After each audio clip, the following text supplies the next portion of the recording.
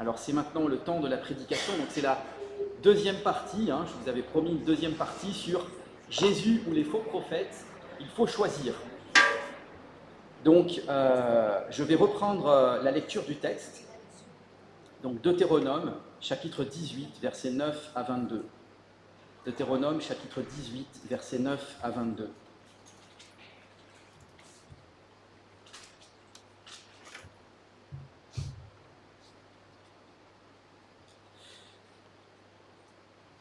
Lorsque tu seras entré dans le pays que l'Éternel ton Dieu te donne, tu n'apprendras pas à imiter les pratiques abominables de ces nations-là.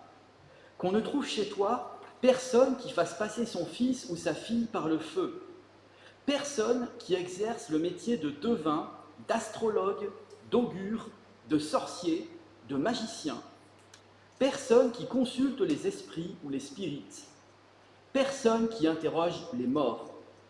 En effet, celui qui fait cela fait horreur à l'Éternel.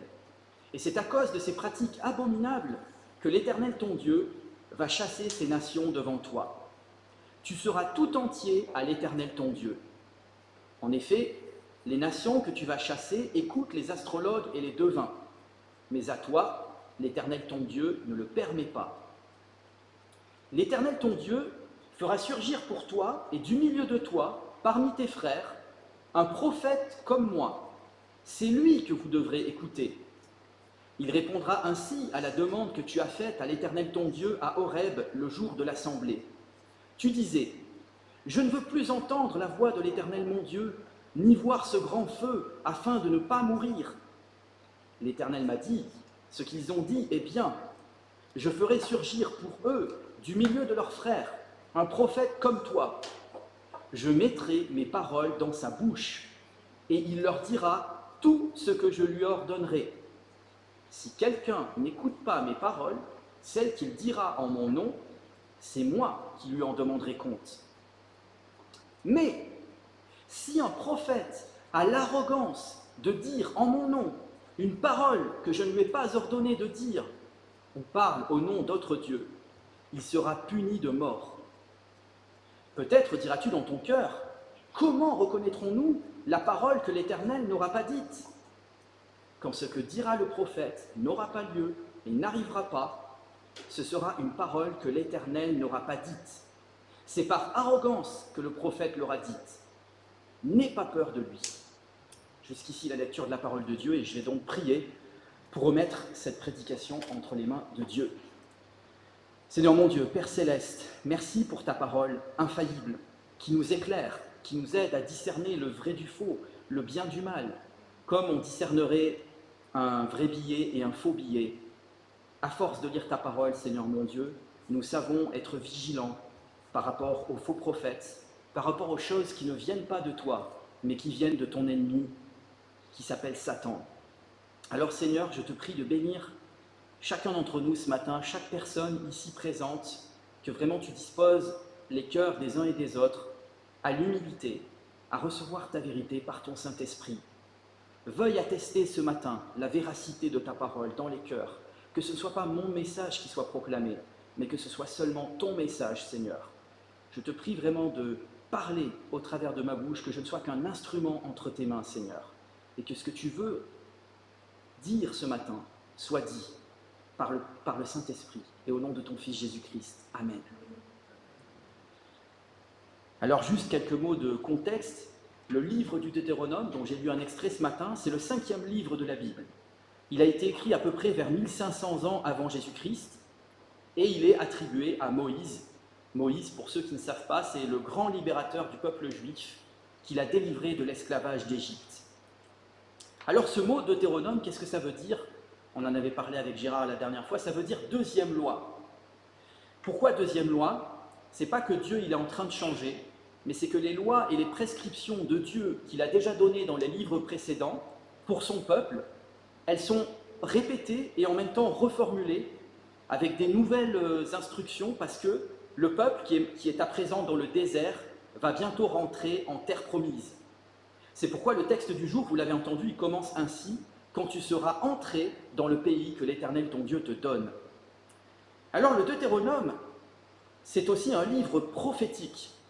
Dans le passage d'aujourd'hui, nous est annoncé notamment la venue de Jésus-Christ, mais aussi le surgissement de faux prophètes au sein même du peuple du Seigneur, des gens qui prétendront venir au nom de Dieu ou d'autres dieux.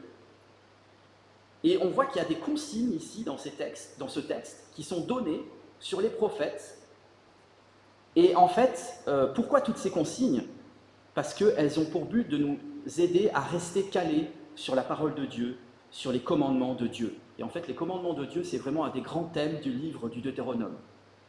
Alors, dans ce texte, il y a 3 parties.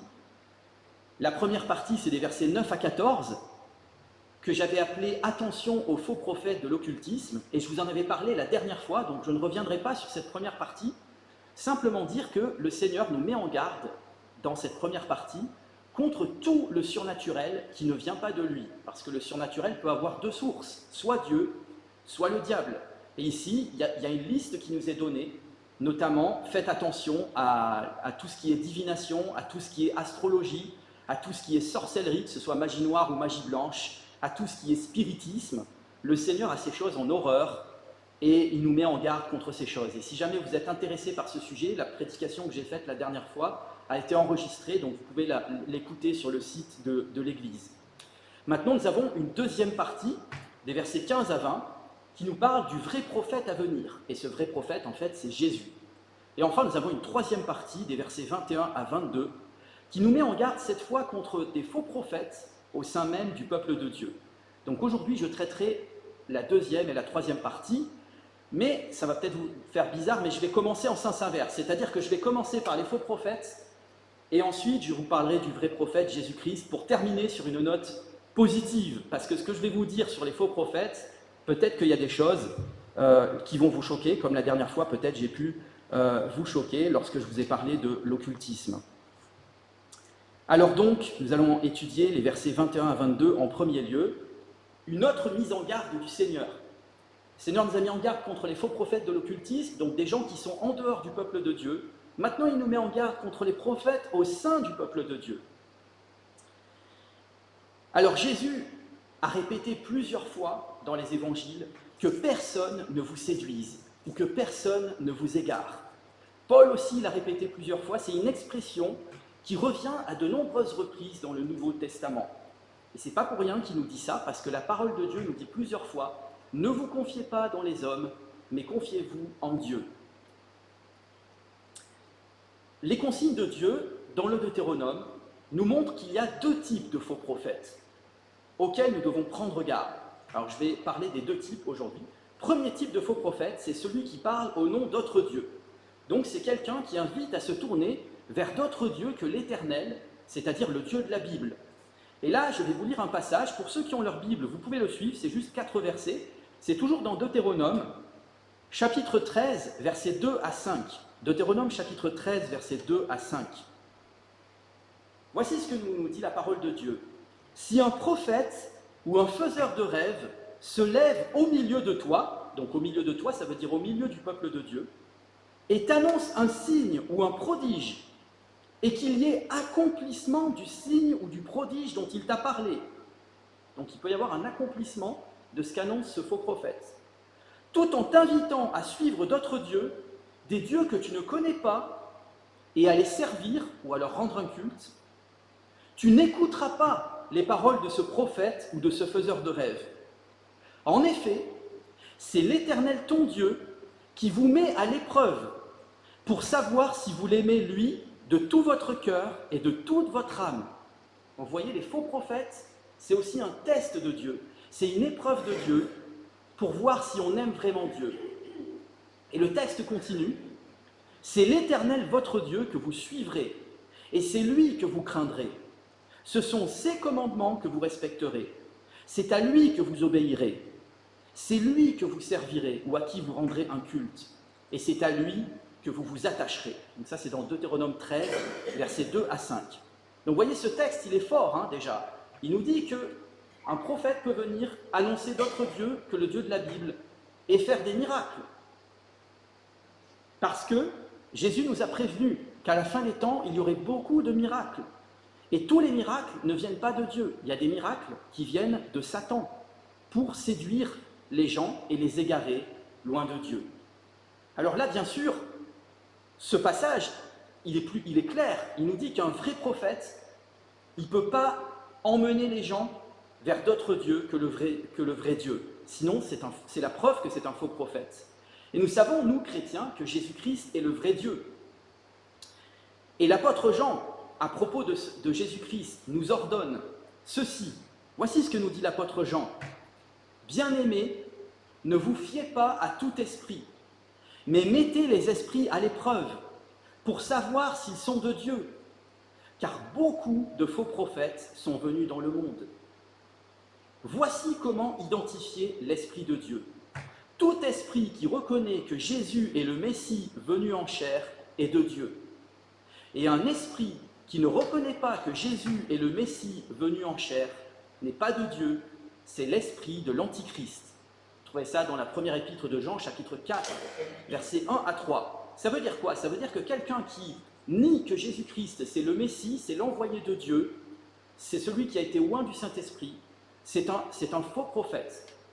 Par exemple, des gens qui vous diront que Jésus n'est pas le Messie, vous en trouvez dans le judaïsme qui ne reconnaît pas Jésus-Christ comme étant le Messie. Donc il est vraiment concerné par cette mise en garde. Maintenant, on pourrait se dire, mais l'islam du coup, l'islam pourrait passer le test, pourrait sembler passer le test, parce que l'islam reconnaît quand même que Jésus est le Messie dans le Coran.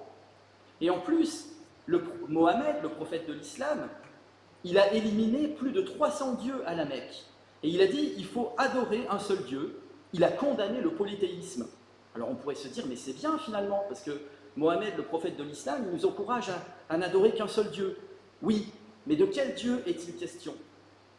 Et c'est là où nous avons une autre mise en garde de l'Écriture qui nous dit, en 1 Jean chapitre 2, verset 23, « Tel est l'Antichrist, celui qui nie le Père et le Fils. » L'Antichrist, c'est celui qui nie le Père et le Fils.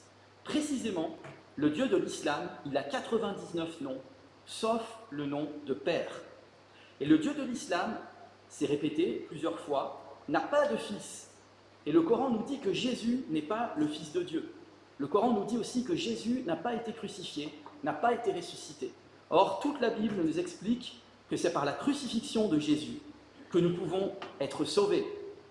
La Bible nous dit aussi, imaginez qu'un ange vous apparaisse et vous annonce un autre message que celui que nous vous avons annoncé. Ne le croyez pas. Et précisément, c'est ce qui s'est passé avec le prophète Mohammed de l'islam. Un ange lui est apparu 600 ans après la Bible et lui a donné un message contraire à la Bible. Maintenant, je vais vous parler aussi des témoins de Jéhovah. On pourrait dire que peut-être les témoins de Jéhovah, ils pourraient passer le test. Parce que les témoins de Jéhovah, ils reconnaissent que Jésus est le Messie et qu'il est le Fils de Dieu. On pourrait se dire, bon, dans ce cas, ça va quand même. Mais par contre, les témoins de Jéhovah, si vous discutez plus avec eux, vous verrez qu'ils vous diront que Jésus, en fait, il n'est pas Dieu. Jésus, c'est juste un archange, l'archange Michael. Or, la Bible nous met en garde contre le fait de nier la divinité de Jésus-Christ. Et voilà ce que Jésus va dire à ceux qui rejettent sa divinité. Il va dire, si vous ne croyez pas que moi je suis, vous mourrez dans vos péchés. C'est dans Jean chapitre 8, verset 24. Quand il dit, vous ne croyez pas que moi je suis, en fait, c'est le nom de Dieu dans l'Ancien Testament. Donc Jésus est en train de dire, si vous ne croyez pas que je suis Dieu, vous mourrez dans vos péchés. Vous voyez, malheureusement, les témoins de Jéhovah tombent à côté. Maintenant, on pourrait parler de nos frères et sœurs catholiques et orthodoxes, et moi-même je viens du catholicisme, je suis un ancien catholique, donc je ne suis pas là pour dénigrer quiconque. On pourrait se dire, bon, en ce qui concerne les catholiques et les orthodoxes, tout va bien, puisque quand même ils reconnaissent que Jésus est le Messie, ils reconnaissent que Jésus est le Fils de Dieu, et ils reconnaissent que Jésus est Dieu. Donc c'est bien, ils reconnaissent la Trinité, le Père, le Fils et le Saint-Esprit. Oui, mais voilà. Voilà le problème, c'est que, je vous donne un exemple, dans le catholicisme romain, vous avez des milliers d'apparitions d'une personne qui se présente comme étant la Vierge Marie. Et moi, dans mon enfance, j'ai été bercé à ça, j'étais fasciné par Lourdes, on me parlait des apparitions de la Vierge. Et en fait, cette apparition de la Vierge, elle reconnaît que Jésus est Dieu. Elle appelle même à lui rendre un culte. Donc vous pourriez me dire, ah, mais c'est peut-être bien alors la Vierge de la Bible. Oui, mais cette entité qui dit être la Vierge, dit de rendre un culte à Jésus, tout en appelant à lui rendre un culte à elle. Vous voyez, c'est très subtil. Parce que, d'un côté, elle dit la vérité à propos de Jésus, et souvenez-vous, la dernière fois, je vous avais parlé de cette voyante dans le livre des Actes, qui parle de Paul et d'autres chrétiens, et qui va dire à propos de Paul et d'autres chrétiens, ces hommes sont les serviteurs du Dieu très haut, et ils nous annoncent le chemin du salut. Vous voyez, cette femme, elle dit la vérité. Et pourtant, elle pratique la voyance, la divination, chose qui est interdite par Dieu. C'est pourquoi Paul va refuser le témoignage de cette femme. Et Paul va même être obligé de chasser le démon qui est dans cette femme, l'esprit de divination de cette femme. Alors vous voyez, le mensonge le plus subtil, c'est quand il y a un mélange de vérité et de mensonge. Et rappelez-vous, dans Deutéronome 13, que je vous ai lu à l'instant, Dieu a dit que c'est à lui seul que nous devions rendre un culte, c'est-à-dire le Père, le Fils, le Saint-Esprit. Dieu nous dit de ne pas rendre de culte à des créatures, de ne pas prier d'autres personnes que lui, de ne pas adorer d'autres personnes que lui. Jésus, il n'est pas une créature, il est le Créateur, nous dit la Bible. Et dans le livre de Jérémie, chapitre 7 et chapitre 44, Dieu va mettre en garde son peuple contre un culte très spécial, un culte qui était rendu à la Reine du Ciel.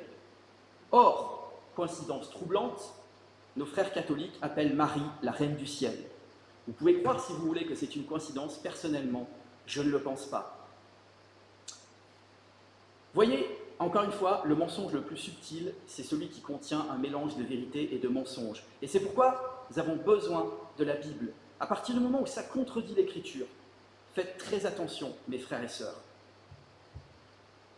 Jésus va encore plus loin. Il nous avertit également qu'il y aura beaucoup de personnes qui viendront et qui diront qu'ils sont le Christ. Et vous avez beaucoup de personnes dans le monde, depuis que Jésus est venu, qui se sont fait passer pour le Christ. Peut-être pour les plus anciens d'entre vous, vous vous souvenez de la secte Moon, un homme qui prétendait être la résurrection de Jésus. Vous avez maintenant sur Internet une secte chinoise qui s'appelle l'Église du Dieu Tout-Puissant. Et quand vous tombez sur leurs vidéos, vous pouvez penser que ce sont des chrétiens comme vous et moi. Mais en fait, vous savez ce qu'ils disent? Ils disent que Jésus, en fait, c'est la fondatrice de leur secte. Et en fait, cette fondatrice, c'est la réincarnation de Jésus sur la terre. Voyez. Vous avez une autre secte aussi, qui est une secte sud-coréenne qui s'appelle l'Académie Nouveaux Cieux, Nouvelle Terre. Et pareil, le fondateur dit qu'il est une réincarnation de Jésus. Donc Jésus a dit, beaucoup viendront, ils diront, je suis le Christ. Et depuis 2000 ans, eh bien, cette prophétie s'est accomplie. Mais vous pouvez même avoir l'apparition d'entités, par exemple dans le catholicisme, qui disent être Jésus. Mais le problème, c'est qu'il faut analyser le message. Est-ce que le message est en accord avec la Bible ou en désaccord avec la Bible? C'est pourquoi je vous invite vraiment à tout vérifier à travers la parole de Dieu. Donc, vous l'aurez compris, un vrai prophète doit parler en faveur du Dieu de la Bible et pas en sa défaveur. Mais maintenant, il y a un deuxième type de faux prophète. C'est-à-dire quelqu'un qui parle au nom du vrai Dieu, donc qui parle vraiment au nom du Dieu de la Bible, mais dont les prophéties ne s'accomplissent pas. Là, on a un test qui nous est proposé par Dieu qui est très simple. Il est très simple. Dieu va dire, comment tu sais si cet homme, il te parle du vrai Dieu, mais il t'annonce une prophétie? Eh bien, si la prophétie ne se réalise pas, tu sais que c'est un faux prophète. Alors néanmoins, vous avez certains chrétiens qui vont essayer de minimiser ce passage biblique en disant que Paul, à un moment donné, il va dire que nous prophétisons partiellement dans 1 Corinthiens 13. Mais en fait, là, il y a un vice de raisonnement, parce que prophétie partielle, ça ne veut pas dire des prophéties faillibles, ça ne veut pas dire des prophéties inexactes. Parce que Paul va dire aussi que ce que nous connaissons est partiel, mais est exact. Pourquoi c'est partiel?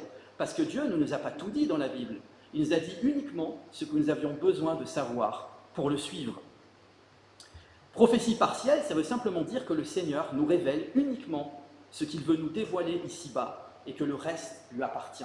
Dans Deutéronome, justement, il va nous dire que les choses cachées appartiennent à l'Éternel et que les choses révélées sont pour nous afin que nous les mettions en pratique. Donc, le texte de Deutéronome nous dit clairement qu'on reconnaît un vrai prophète de Dieu à l'accomplissement de ses prophéties. Et Dieu nous ordonne même, dans 1 Corinthiens 14, de juger les prophètes, d'évaluer les prophètes.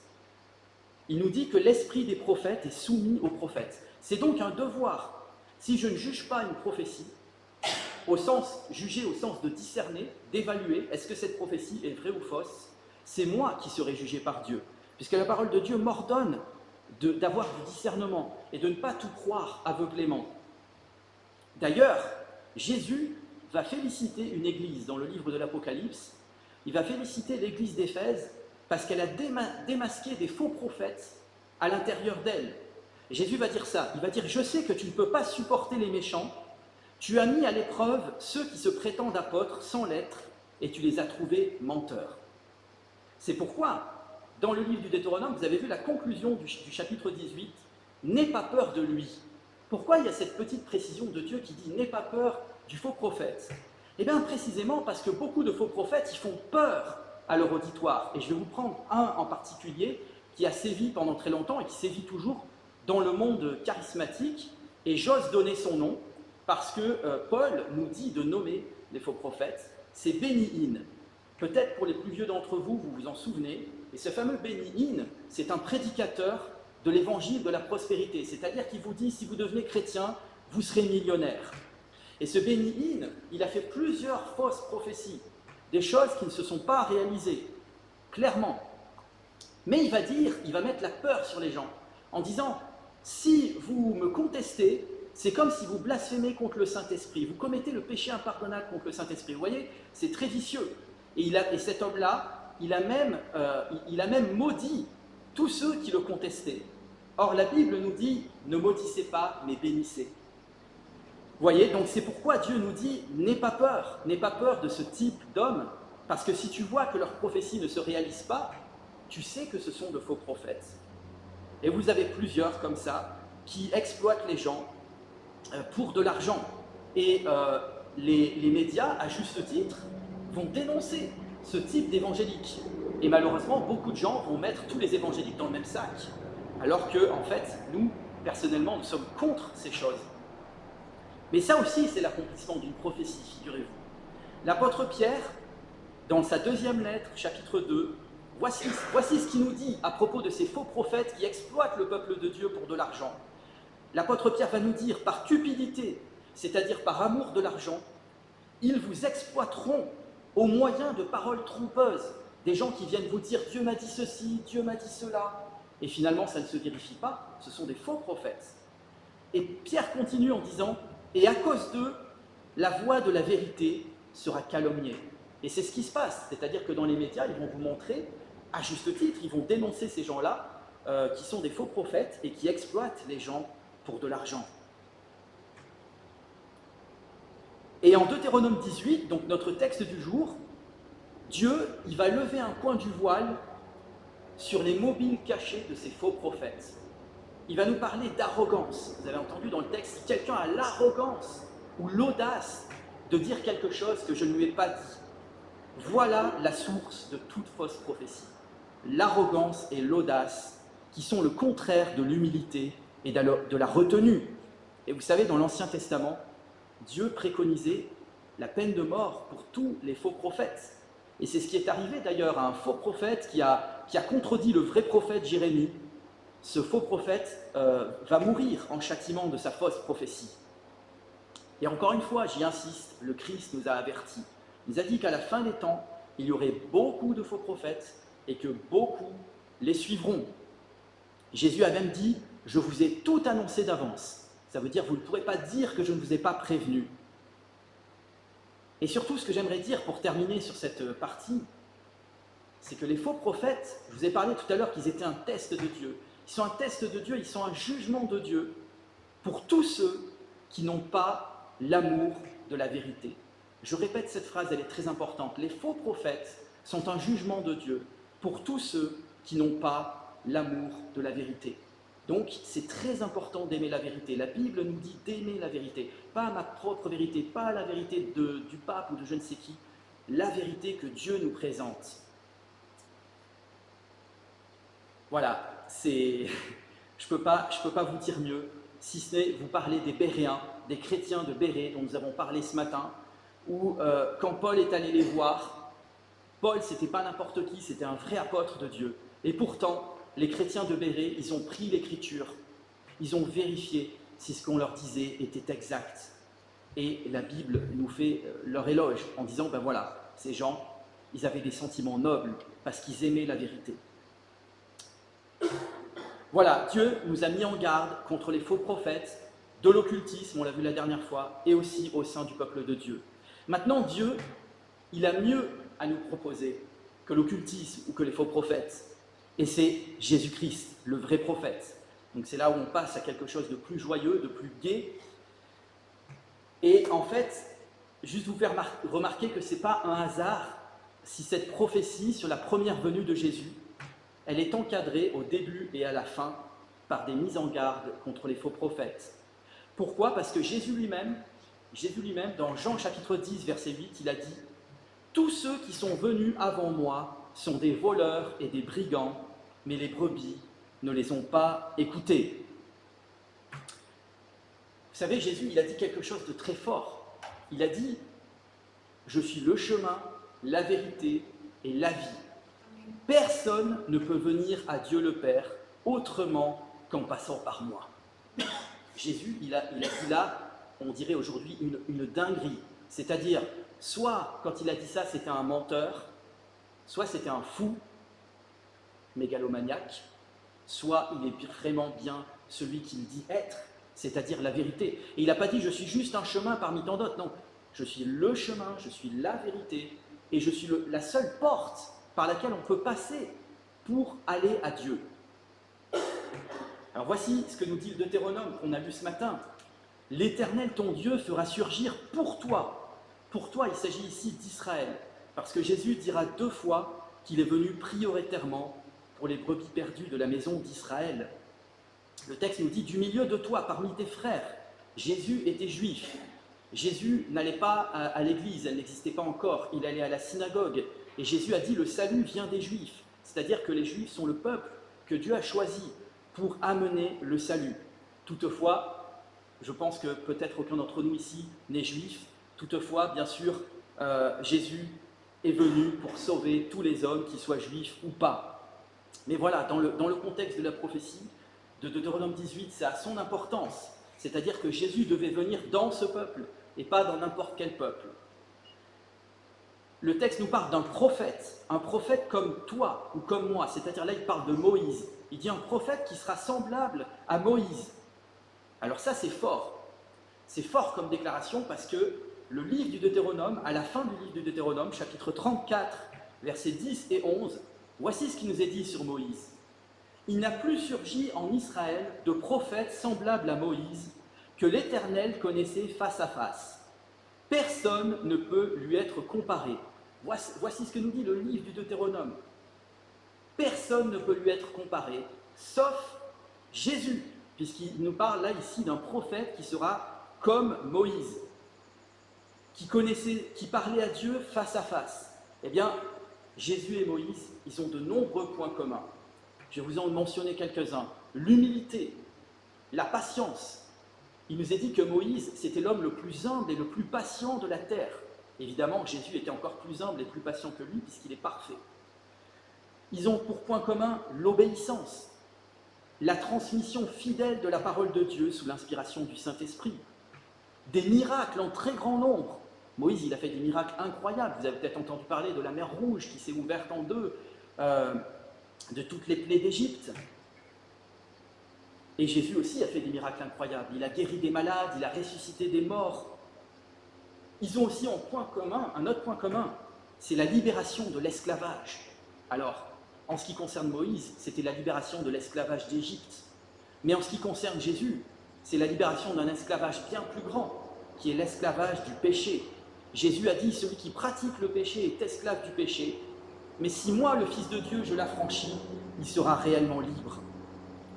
Donc vous voyez, le Christ, nous dit le texte, ce sera un nouveau Moïse. Mais un nouveau Moïse en mieux. Pourquoi? Parce que l'Épître aux Hébreux nous dit que Moïse n'était qu'un serviteur de Dieu, faillible, tandis que Jésus, il est le Fils de Dieu, infaillible. Moïse, il a commis des erreurs dans sa vie, il a commis des péchés dans sa vie, qui ont fait qu'il n'a pas pu entrer en terre promise, alors que Jésus, lui, il est le seul qui n'a jamais péché. Jésus, que ce soit dans son enseignement, que ce soit dans ses miracles, mais surtout dans sa perfection morale absolue, c'est celui qui a le plus parfaitement accompli toute la loi, tous les commandements du Deutéronome, dans sa vie comme dans sa mort. Dans sa vie, il a mené une vie parfaite à notre place que nous n'aurions jamais pu mener. Et dans sa mort, il a pris la sanction qui devait nous revenir à tous. Tous, sans Jésus, nous partions en enfer. Et c'est pourquoi on parle de Jésus comme étant notre sauveur. Jésus nous sauve, mais nous sauve de quoi? Il nous sauve de l'enfer, il nous sauve de l'esclavage du péché, si nous croyons en lui. Le Deutéronome nous dit justement, et on en parlait ce matin, il n'y a pas de hasard, le Deutéronome nous dit justement de ne rien retrancher, de ne rien ajouter aux commandements de Dieu. Et qui est le seul qui a vraiment réussi à accomplir tous ces commandements? C'est Jésus-Christ. C'est pourquoi Paul va dire que Jésus est l'accomplissement de la loi pour tous ceux qui croient en lui.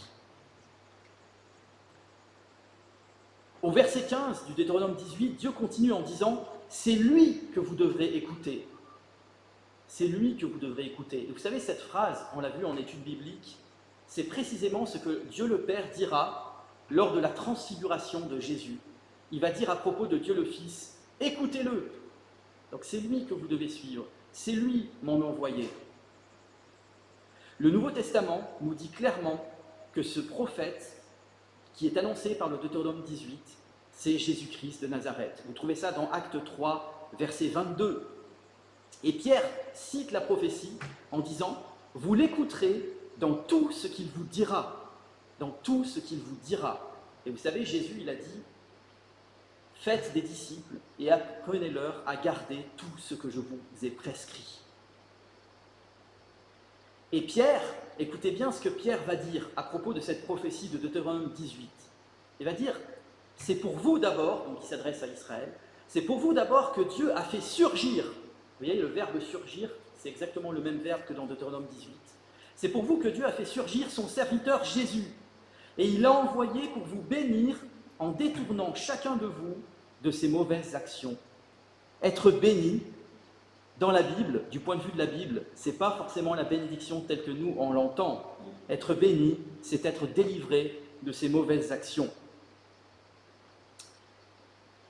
Moïse continue dans le Deutéronome. Il répondra ainsi à la demande que tu as faite à l'Éternel ton Dieu à Horeb, le jour de l'assemblée. Alors il faut savoir que là, Dieu était apparu sur la montagne du Sinaï et tous les Israélites et Moïse lui-même étaient terrifiés par la puissance de Dieu.